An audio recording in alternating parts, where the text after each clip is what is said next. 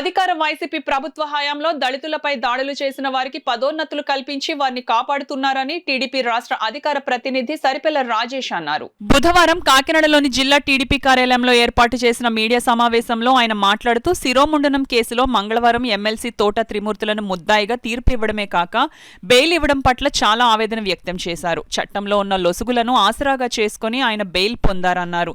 Bail రావడంతో దళితులకు అన్యాయం జరిగినట్లు అయిందని సరిపెల్ల రాజేష్ అన్నారు.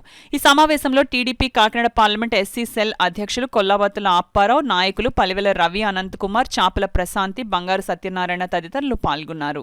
ఈరోజు జగన్మోహన్ రెడ్డి మరి డైరెక్ట్ గా అతను నిందితుడని తెలియజేసిన తర్వాత కొంతమంది ఏదో గవర్నమెంట్ రూల్స్ చెప్తున్నారు.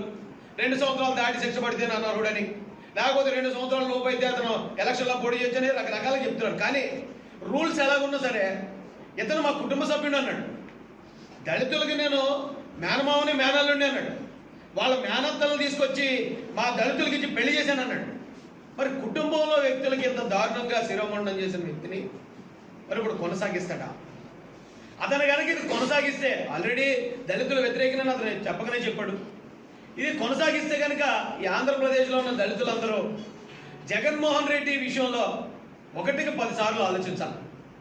ఎందుకంటేనంటే ఈ రోజున చంపిన శవాలను, డెడ్ బాడీలు ఇంటి దగ్గర పాడేసిన, పోలీస్ స్టేషన్లో పెట్టి శిరోమండనాలు చేయించిన, శిరోమండనం చేశాడు అని చెప్పి కోర్టు చేత శిక్షింపబడిన వ్యక్తుల్ని ఆయన ఎమ్మెల్యేలుగా ఎంపీలుగా చేయాలనుకున్నాడంటే ఈ రాష్ట్రంలో ఉన్న దళితులందరినీ చంపాలని చూస్తున్నాడా జగన్మోహన్ రెడ్డి అడుగుతున్నాడు.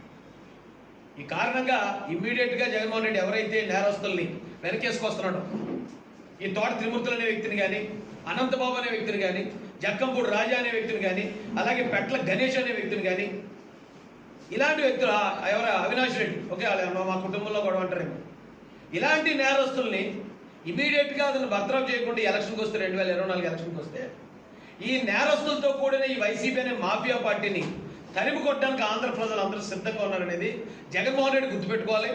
ఇది జగన్మోహన్ రెడ్డికే కాదు, చరిత్రలో మళ్ళీ ఎప్పుడైనా సరే ఇలాంటి ముఖ్యమంత్రి, నేరస్తులు సపోర్ట్ చేసే ముఖ్యమంత్రి, నేరస్తులు వెనకేసుకొచ్చే ముఖ్యమంత్రి వస్తే ఆంధ్ర ప్రజలు ఇలాగే వాళ్ళకి గుణపాఠం చెప్తారు, బుద్ధి చెప్తారు అనేది 2024 ఎలక్షన్లో నిరూపించబడుతుంది. ప్రజలందరూ చైతన్యవంతులయ్యారు. మేము నేరాలు చేస్తాం, మేము దొంగతనాలు చేస్తాం, మేము 100 కోట్లు దొంగతనం చేసి 100 రూపాయలు పంచిపెడతామంటే ఆ దొంగ సొమ్ము కాసుపడే పరిస్థితులు ఈ రోజున ఆంధ్రప్రదేశ్ ప్రజలు లేరని మీ అందరి సమక్షంలో తెలియజేస్తూ